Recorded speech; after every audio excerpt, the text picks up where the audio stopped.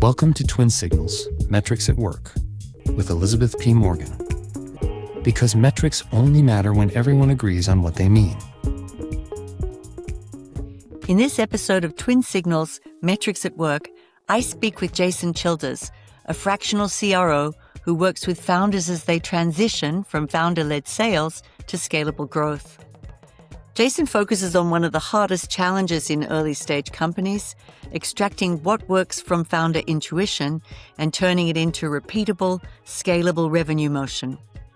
That means defining the right ICP, building a sales process, and focusing teams on where they can actually win, not just where they can generate activity. At the center is his favorite metric, sales velocity, not as a single number, but as a way to understand multiple dynamics at once, from win rate and deal size to pipeline quality and cycle time. As he explains, the real value comes from breaking these metrics down, segmenting them, and using them to guide where to focus and invest.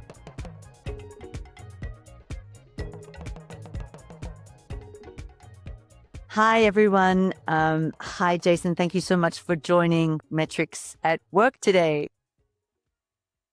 Glad to be here. That's cool. I got to say, I was thinking about how we first met, Jason, and it occurred to me that you were probably the first sales executive I met who wasn't activity obsessed. You know, like every other sales leader I had ever worked with was always like, we've got to count the energy. We have to measure the activity, you know, and everyone was completely focused on all of the numbers and math that happens at the top end of the funnel to kind of ring bells and push activity through a pipeline. And you were the first person I met that was leading sales and really much more interested in the strategy of, you know, really understanding the ICP, the ideal customer profile, you know, really thinking about segmentation and trusting salespeople to get it right if they had the right strategic guidance, I think. So I'm really looking forward to this conversation today. No, it'll be fun. It'll be fun. And I'll just say, you know, even from the time we first met, the thinking has evolved, but the philosophy hasn't, right? I'm still a huge believer in quality over quantity and kind of the old school volume kinds of things. They've just never stood up to real scrutiny in my experience. And so even through the ins and outs of the various experiences I've had since we first met, you know, that maybe that alone has held true. Lots of other things have changed, but that has stayed constant. So yeah, absolutely. Looking forward to digging into this with. So maybe, yeah, absolutely. So for our friends that are listening in today, could you briefly describe the types of companies and teams you've led over the last quarters or so?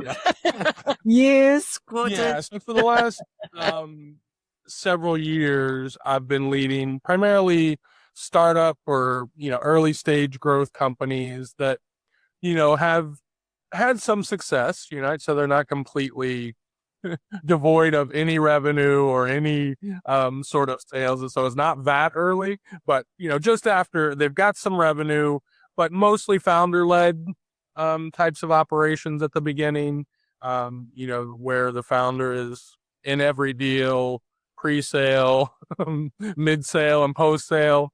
And, you know, so it's always been about, in any of these companies, really about figuring out the things that will drive the business that need to be replicated, that can be scaled to go beyond what a founder can do with all their passion and expertise and energy alone, right? Because that's really what real growth is going to come when the founder can let go. But yeah, I mean, it's the figuring it out part where I've spent most of my time over the last several years. And I'll say before that, my background was actually on the complete opposite end of the spectrum, selling for the biggest of the big, where the markets and the companies were extremely sophisticated and mature. So, I see how they operate. I knew how they work, how everything comes together, but also see how you can't directly apply the lessons from those situations to this early stage startup thing. It's just a completely different animal. And so that's what I've been working on since then. And I guess that's also, I mean, it really in that early stage as the first revenue leader, when we founders are looking for a little bit of external oomph, right? To pick up the pace, and we think we're ready for that. It's still a tremendous amount of learning based on shared context, totally shared context. We're in the same boat, we're in the same battle, we're in each other's pockets every day. So we're not struggling with the definitions of what things mean. We're all completely immersed in the meaning of the circumstances around us. Right. And I think it's actually a really nice metaphor of our current AI age, or maybe not a metaphor, but a lesson, taking a founder, going from founder led to kind of more of an operational selling motion. Like, the thing that's hard is the context, right? The context that the founder has because of their years of toil and expertise or whatever brought them to the whole struggle to build something and, release it in the world. They have that context. And so you have to extract that context and apply it more at scale, which is what, if you read anything these days, that's the struggle with AI. The tech is great. Think of just like raw AI as the founder. It knows how to do everything, but without better context around it, it's hard to scale that appropriately and securely and safely and all those other things that we care about. So it's an interesting parallel to the experience, I guess. When you come into an early stage organization and you're not really so much focused on metrics as learning, right?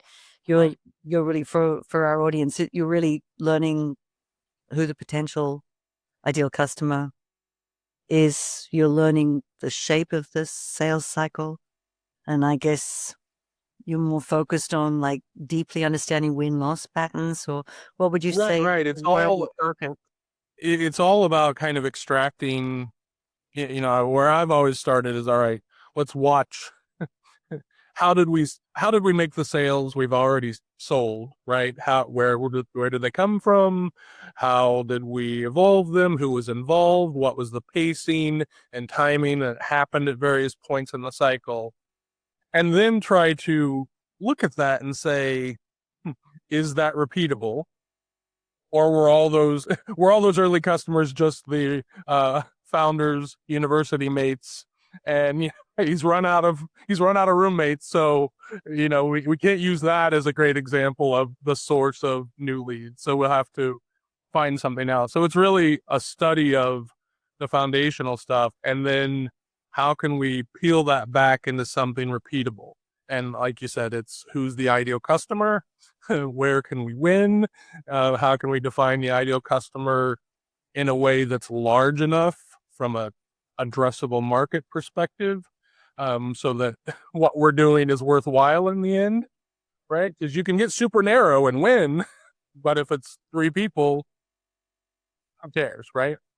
So yeah, it is a kind of a mining expedition to extract all of those sorts of things and at least put something on digital paper to say, all right, here's what we're going to try. Here's where our experiments are going to begin.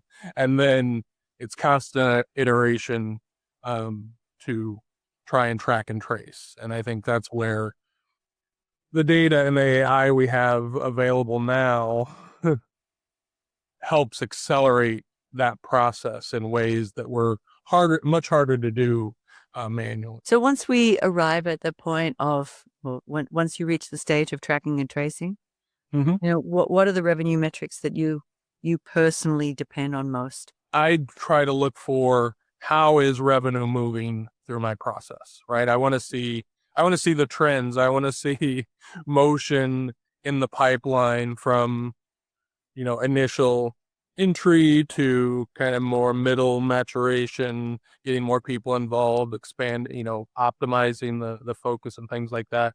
So I look at pipeline coverage certainly because that's always an important thing, when you're building a forecast and you're trying to build an operational model for a company. So it's important, but where I kind of diverge from kind of classical thinking is that just getting a multiple of pipeline, you've heard we need 3x pipeline, we need 4x pipeline, 5x pipeline, whatever. That's really a reflection of your win rate and your quality. So if you're only winning 20% of the time, you have to have 5x pipeline so you can miss 80% of the time and still get to your number, right? I would argue that it's easier to improve your win rate and win more, right? So that the pressure on top of funnel volume can go down a little bit. You can stay more focused on the right ICP in the places where you can win, and you can streamline operations. So it's still pipeline.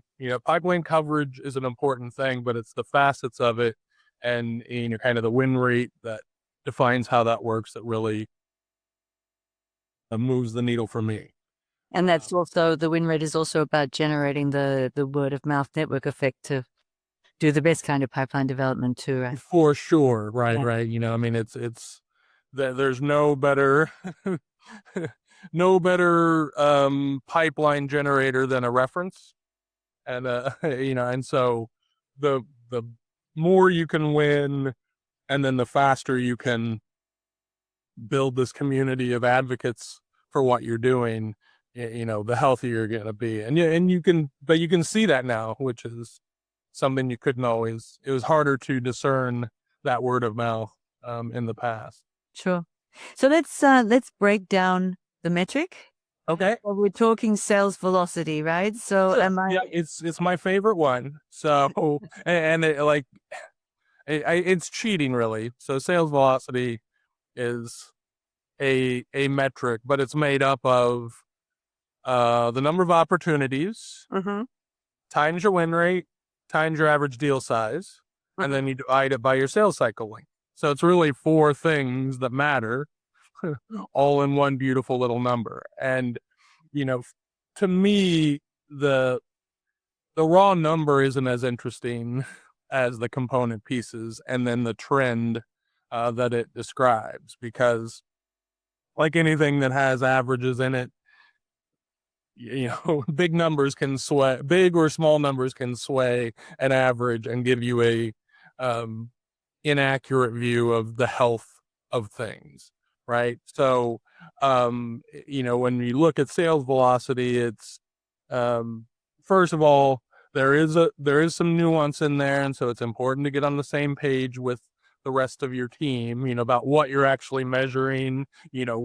When you think about cycle length as an example, when does the opportunity actually start, right? Is it the first time marketing ever gets a ping from this person, or is it once you've entered more of a concrete evaluation stage, et cetera, right? Because lots of us have kind of long running relationships with potential prospects, and marketing wants to know those people from the very beginning, right? Because they want to nurture them and invite them and share things with them and all that. But it's not necessarily part of the cycle until there's some activity that drives that thing. So it's important to get on the same page for what does cycle length mean? What is, because that's going to drastically affect how those numbers look.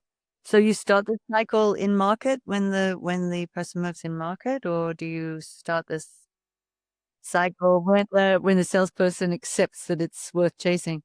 I think typically I'll start it there. I'll look at when they first get into market as a different kind of signal, but it's not necessarily going to affect sales velocity, because at that point you could have internally long sales cycles if you count. It might last 2 years, and that's going to undermine any metric you could kind of discern. So I try to barricade it around, all right, they've raised their hand and said they're willing to engage. Sales is willing to engage reciprocally. And so we'll start the clock at that point. And then you just have to be, then it is about discipline, because you need to you're tracking both wins and losses. And, companies have this nasty tendency to have hope for hopeless causes for far too long, which can, there'll be someone who you lost months ago, but is still in your pipeline, and the sales cycle, extends a lot longer. So you're not really getting a true view of how long it takes. So sales velocity as a metric is basically an overarching concept that gives more meaning to pipeline, because you can have fat pipeline with no conversion, with low win rates. So you're looking at a more comprehensive relationship between key factors, opportunities, average deal sizes, win rates, sales cycles. Right. And I think the other thing that I like to do with it that I find helpful is actually break that down by source and by use case, and, maybe by business segment, because the numbers because an enterprise deal on your company's main use case may have certain characteristics and a certain type of win rate and a certain sort of cycle length and things like that, while there may be another use case that is entirely different. And if you blend it all together, you kind of lose the clarity about what's good and what's bad, because ultimately you want to use that cohort analysis to say, hey, we're doing really well in this area. And so when we're deciding where to put our precious pennies, right, we want to invest in the areas where there's the biggest impact, where there's the most success typically. And so by breaking the one metric and looking at it in these different ways is an important way to kind of get a sense of directional investment. I think you said to me also that a net revenue retention is another big metric that conceals or you unpack the relationships between what net revenue retention is telling us also, right? Yes. NRR, net revenue retention, is a function of your starting revenue in a customer base, and then you add in new sales to those same customers, and you subtract out any churn or contraction, and then divide again by the starting revenue, and it gives you a percentage. So if you're above 100%, that means your existing customers are growing. They're buying more, they're expanding, things like that. If it's below that, then they're going away for some reason. Now, frequently NRR is the domain of customer success, right? They typically carry the burden of those NRR rates above 100%. What is a more subtle, I guess, finding that can be gleaned from studying NRR is that it's really about product in many cases, because frequently if customers are churning, it's not just because they didn't have a friendly face or a helpful face on the customer success team. It's because they were sold on the idea that they were going to get certain value out of this product. And then in many cases, because the product didn't do exactly what they thought it would, then they contracted, they churned, what have you. So it is a signal for product as much as it is just a thumb up or thumb down for customer success in their operation. Yeah, exactly. And I guess you've already hinted that the metrics you care for least are those top of funnel activity metrics that we marketers like to look at sometimes. So I get why MQLs or whatever touches and campaigns and all those things are important from a marketing perspective, but I think it's it becomes noisy and it becomes like a futile exercise and just trying to ramp up volume. And, frequently in the companies that I've worked with, if they're not focused on the right opportunities, the noise will kill them, right? They're not. I've been at companies where there's boundless AEs, basically an infinite number of account executives to service all the leads that come in, right? Sometimes in a small organization, you're not so sales rich. And so you have to be more focused to make sure they get the right coverage and the right analysis. And you want that focus to be on the deals you can win. And sometimes if volume is the key at the top of the funnel, you can overwhelm the teams, and then there becomes all this infighting about, kind of prioritization of those top of funnel things. Why isn't sales following up fast enough? I think it's just one of those classic inflection points where you have to have, closely knit commitment to the same goals. And Right. I think that's the fun of marketing in B2B software or B2B generally. Like, you're on the same team with sales, and you're all about converting new opportunities, dare I say, fresh meat into close won revenue, right? So that's the game, is to make sure that it follows through with a result. So where do you see the biggest gaps in the way teams interpret metrics? I guess I hinted at it a little bit. I think pipelines an easy one, right? Sales is looking at probability, right? How likely is this to close in time? And in time is an important thing, especially for sales leadership. Not as much for direct sellers, but they want to see, can I close this in this year? Because I'm betting a forecast, and my year-end bonuses and all those things tied to how quickly that can close. Marketing's looking at more attribution and cause, because their remit is frequently to generate that top of funnel activity. So they're looking more at causation to say, hey, what campaigns should we double down on? What activities, or what events, what activities, what messaging is resonating the most? And then, finance is really just taking more of a accountant's view of the forecast risk and the operational demands of running a company and having enough money to pay everyone, and meeting payroll and meeting investment growth and things like that. So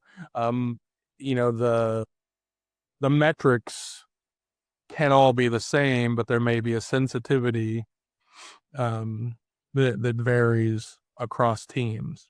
So how do you resolve that? Yeah. How do you make the meaning clear or resolve that with the different stakeholders? I don't know that there's a metric or a particular action other than, hey, everyone's responsible for revenue. Sure, you can do that. I don't think practically that works. I think it's more about appreciating the strengths and focus of each team, and then finding a way to discuss that civilly, and collaborating together to try and drive that, understanding that, of course, revenue is the most important thing, right? So the civilized conversation, Jason, what is that? Is that do you have any techniques or? It's extracting blame from the conversation, looking inward at what I can do, controlling the controllables under my remit, rather than lashing out, right? And so I think if everyone in the conversation is looking more inward about what they can do to improve the situation, it's better than looking outward, right? So it's almost just let's change the philosophy. And if we're talking about top of funnel, as the sales leader, I need to be talking about what I can do to make things better at the top of funnel rather than what marketing can do to make something happen. Because then I'm just shifting the accountability upstream and away from me. And I don't think that leads to the healthiest conversations, right? I mean, you're counting on the other people in the conversation to be accountable and own their role. But I find that typically, if presented the right way, people do, right? They want to be good at their job. They're not trying to undermine the company. They're not trying to do the wrong thing, right? So it's really just having the right perspective. When you're talking through that, using metrics and math to support where it's helpful, but not as a cudgel to make people feel terrible about whatever they're doing, right? Because that's rarely helpful. Just wondering, can you recall a moment, an important moment for you when a metric changed your strategy? Like when you were truly surprised by a number and you were able to take action to leverage it?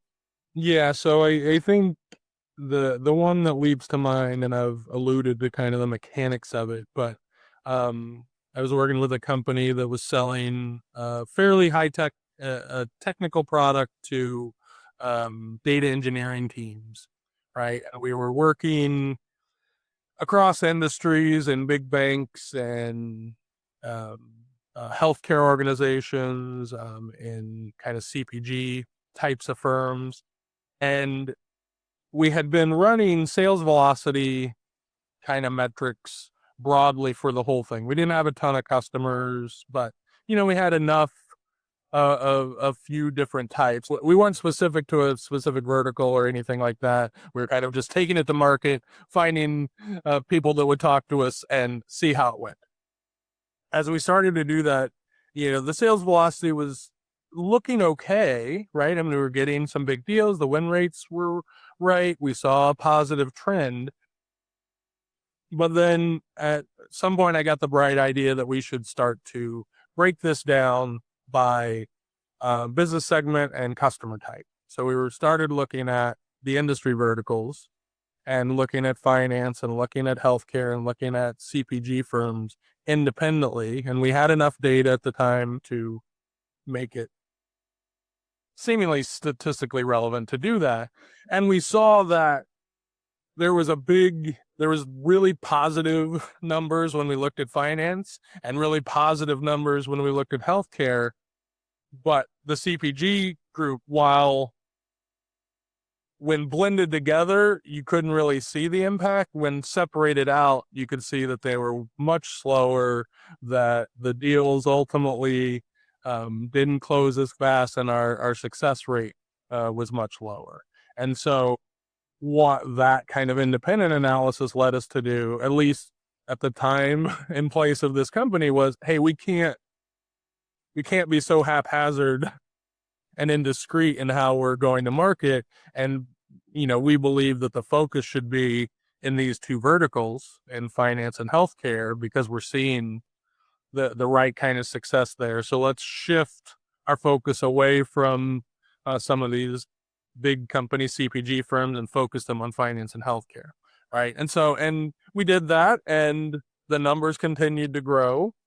Eventually we went back and did some experiments to see if we could find success in other verticals. But when it's a scarcity game and you're trying to allocate resources where they're going to matter, that's the kind of analysis you have to do. You have to break it down to see where there's an opportunity for better leverage and use of those scarce resources. So I guess the opposite of that, a time when numbers looked healthy, but not a problem, right? And I guess we come back to our lovely fat pipelines here, but yes. Yeah. And I think typically what you'll see when you have a big pipeline that isn't moving is that there's a complexity tax somewhere mid-funnel. You're getting the prospects to the door. You're getting them to start engaging. There's interest, what have you. They seem to be the right kind of companies and the right kind of prospects with the right kind of problems.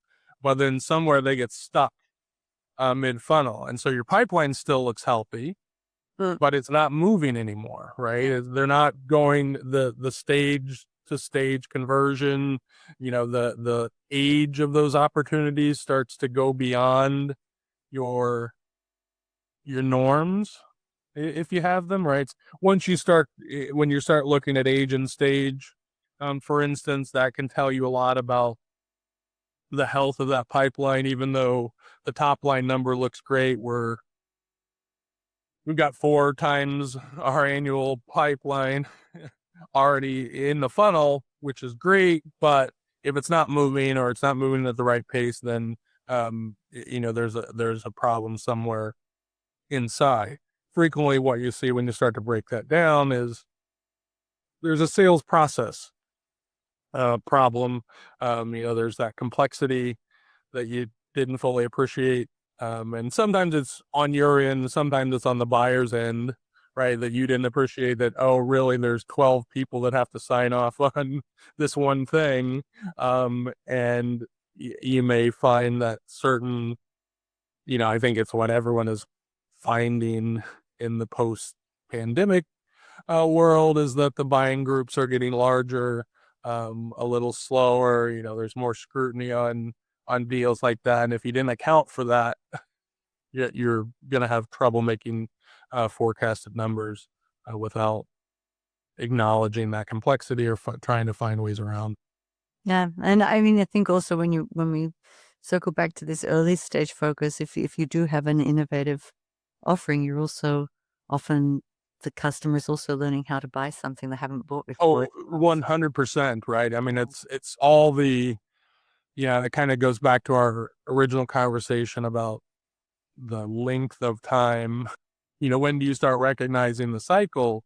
There's so much missionary work that goes on, just getting people to even acknowledge that there may be a better answer for something that's been a intractable problem for their whole career. Why, it takes them a while to even think that this is a reasonable thing. So that's all part of it. And then, even if you're successful in convincing that one person and getting them to be a believer, and then you start the clock right then, imagine that the buying group is 12 people, right? Then you have one believer and 11 that haven't even considered this thing. Exactly. So, how do you manage through that? How do you make a reasonable attempt at forecast accuracy? And how are you picking up all of these signals typically? I mean, is this all talking with salespeople, listening in on conversations? Is it all analog, or? Now we have the benefit of, more of those conversations are virtual, which leads to more of the conversations are transcribed and captured and all those things. So you get a lot more of that conversation just transcribed and available to contextual AI sorts of engines of all stripes. So that helps a lot. And then that makes then becomes easier to focus when you're having a real conversation or a live conversation or whatever. So you can be more in the moment, which makes for a better buying experience. So conversation intelligence. Conversation intelligence is extremely important, and also just the ability or the idea that gets captured, right? It's and persisted, right? It's like the salesperson's lament, updating CRM with all these things. Now that a lot of that can be transcribed automatically from the meetings you've had, that just eliminates a piece of friction in the buying and selling process. So that helps a lot. The ability of AI to bring in, external context, right? That impacts, whether your solution that you're selling and the problem you're solving is top of mind with a particular customer in a particular industry. That's going to ebb and flow by factors that are out of your control, right? If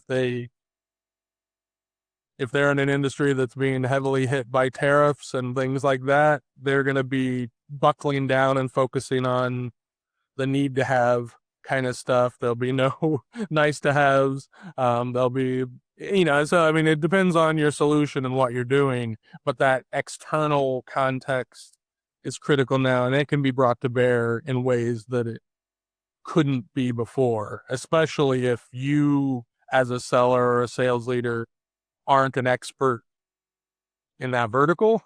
You're not even going to have the ability to really truly understand the mechanics, and that's where some of the AI can help you have a contextualized understanding of the forces going on in those markets. It's my pleasure to share that Twin Signals, Metrics at Work, is sponsored by HelloTwin.ai, the semantic operating system for SMEs. Hello Twin, stop managing agents, start managing outcomes. Launching June 24, 2026. So maybe we've talked about a lot of different metrics and a lot of misalignment, but I mean, what do you think is the metric that is misunderstood most? Sales velocity is not so much misunderstood, but people focus on the thing, because it's 4 different numbers, they can pick at the one that they have the least responsibility for. So I think that's one that's easily misunderstood, and sometimes even when it's just put in a board slide or in a leadership deck, people look at the raw number because it is a calculation. But if they're not really thinking about, oh, it was 1.5 million last month and it's 1.8 million this month, okay, things must be going okay because that seems to be going in a direction that seems positive. But the reality is there's so much more to it that it can easily be glossed over and misleading, right? And so I think companies risk they miss the detail and are looking for dashboard level, easy to consume sorts of numbers without the gravity of the situation and going into the detail. And I think that's the biggest challenge. I think companies just get awash in too many metrics that aren't, I don't want to say they're not useful at all, but they're distracting, right? And it's everyone talks about a North Star metric, and I think you have to have more than one, but fewer than 100, right? And if you make sales velocity, you get a nice little package. Yeah, right? yeah. Here's a little package of things that are going to matter a lot um, to you, right? I think the ones I don't